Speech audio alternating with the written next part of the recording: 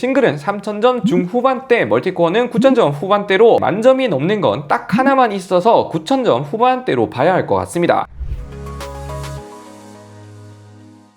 안녕하세요. IT의 진심인 남자 티노입니다. 오늘은 혹평이 많은 아이폰 17 프로 전작과 비교해볼 때 뭐가 달라졌을지 정말로 디자인만큼 다른 부분도 고를지 빠르게 살펴보기 전에 9월 아이폰 17 구독자 이벤트 고정 댓글에 많은 참여 부탁드립니다. 아이폰 17 프로 디자인은 다들 아시죠? 충격과 공포 그 자체를 보여주는데 이게 아이폰 11 프로 이후로 7년 만에 후면 디자인이 바뀌었고 소재 또한 2년 만에 알루미늄으로 변경이 되었습니다. 디자인은 다들 아시다 보니까 색상은 3가지 컬러 제가 수요 조사를 해보니 실버가 59%로 압도적으로 인기가 많았고 그 뒤로 25% 딥블루, 메인 컬러인 코스픽 오렌지는 16%로 메인 컬러가 가장 인기가 없는 모습을 보여줍니다. 그리고 다들 아시다시피 가장 인기 컬러이자 항상 메이저 컬러였던 블랙 계열이 없어져서 이게 또 말이 많죠. 그러나 애플이 반응이 너무 그렇다 하면 내년 3월쯤 가끔 아이폰 13 때 그린이라든지 14 때 옐로우와 같은 한정 컬러를 추후 조용히 출시하지 않을까 싶어요. 그리고 제품 크기는 그대로이지만 오히려 두께와 무게는 살짝 늘었습니다. 전작도 약간은 무거운 편이긴 했는데 204g으로 5g 더 늘었고 두께 또한 0.5mm 늘어난 8.75mm 조금씩 늘어났더라고요. 갤럭시와 비교해보면 다소 반대로 가는 느낌이 있는데 무게는 아무래도 이번에 배터리 용량이 좀 늘어났다 보니 이것 때문에 늘어나지 않았나 싶긴 해요. 디스플레이 부분도 보면 사실 동일한 패널이 그대로 사용이 됐고 배경화면 AOD라든지 6.3인치 화면도 그대로 들어갔고 베젤도 그대로인데 두 가지가 업그레이드 됐습니다. 바로 최고 밝기가 기존에는 2000니트였는데 3000니트로 상승했다는 점, 그리고 아이폰에서도 드디어 저반사 코팅이 들어가서 전작 대비 33% 감소했는데 실제로 보면 효과가 바로 보이죠. 이번에 성능 부분에서 이것저것 또 알아왔는데 TSMC 3나노 3세대 공정이 적용된 A19 프로가 들어갔죠. 좋다는 거 알겠지만 문제는 애플 공홈이나 애플 이벤트 보신 분들은 아시겠지만 애플이 뭔가 자신이 없다고 생각하면 전작과 비교하는 게 아닌 2세대 3세대 전 제품과 비교를 하죠. 이번에도 16%가 아닌 15% 대비 20% 증가했다고 하는데 긱벤치 6 제가 파묘를 해보니 싱글은 3000점 중후반대, 멀티코어는 9000점 후반대로 멀티코어는 공개된 한 10개 정도 제가 분석을 해볼 때 만점이 넘는 건 딱 하나만 있어서 9000점 후반대로 봐야 할 것 같습니다. 결론은 CPU는 16% 전작 대비 싱글은 10% 정도 상승, 멀티코어는 15% 정도 오른, 생각보다 막 그렇게 크게 오르진 않았습니다. 반대로 GPU는 꽤나 큰 폭으로 올랐는데 15% 대비 50% 정도 올랐다고 합니다. 정말로 그럴까 싶어서 16% 긱벤치 메탈 점수가 32,000점이고 17%가 42,000점으로 바로 전작과 비교해보면 40% 정도 더 높은 GPU 성능을 기록했고 게임 좋아하시는 분들에게는 아이폰 17 프로가 여전히 가장 훌륭해 보이죠. 그리고 이번에 통짜 알루미늄으로 바뀌면서 티타늄보다 열 전도율이 좋아지기도 했고 최대 20배 정도 좋아졌다고 하며 실제로 소재 특성상 티타늄보다는 알루미늄이 열 전도율이 더 좋기는 합니다. 그리고 베이퍼 챔버도 최초로 들어가면서 성능 유지력이 40% 향상이 됐어요. 이렇게 되면 발열 스로틀링이 걸리는 횟수가 15%,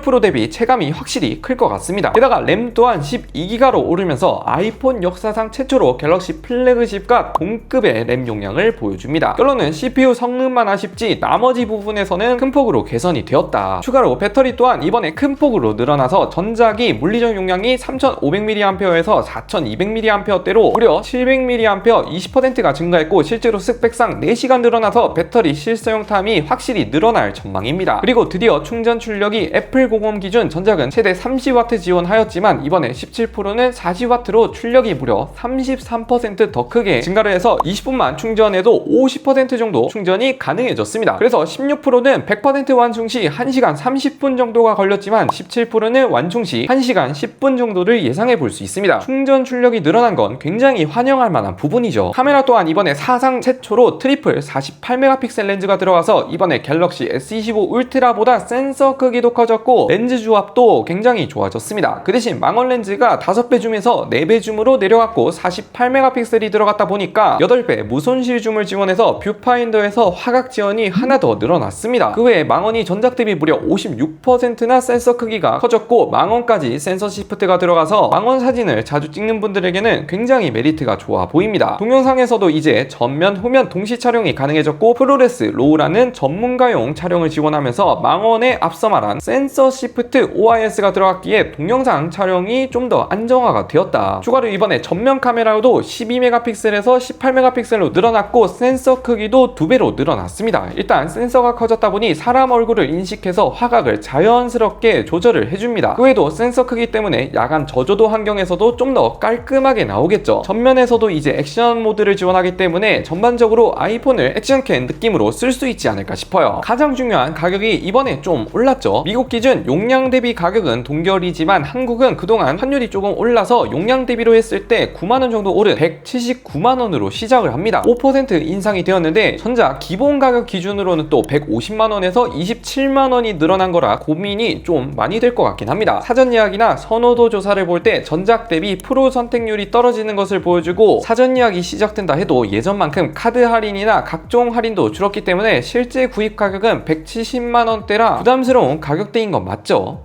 아무튼 이렇게 전작들이 뭐가 달라졌나 비교를 해봤는데 사용성은 확실히 좋아진 건 팩트이지만 그것을 뛰어넘는 디자인이 좀 못생겼다는 게, 거기다가 가격까지 약간 비싸졌다 보니까 고민이 많이 될 것 같긴 합니다. 일단 확실한 건 카메라나 아이폰으로 영상 혹은 유튜브, 릴스, 틱톡 찍는 분들에게는 구매 메리트가 확실히 커졌다는 점, 반대로 해당 기능이 크게 와닿지 않는다면 아이폰 17 일반을 사셔도 크게 문제가 없어 보입니다. 여러분들은 혹시 이번에 어떻게 생각하는지 댓글로 의견 마구마구 달아주시고 고정 댓글에 아이폰 17 구독자 이벤트 증정 이벤트도 많은 참여 부탁드립니다. 끝!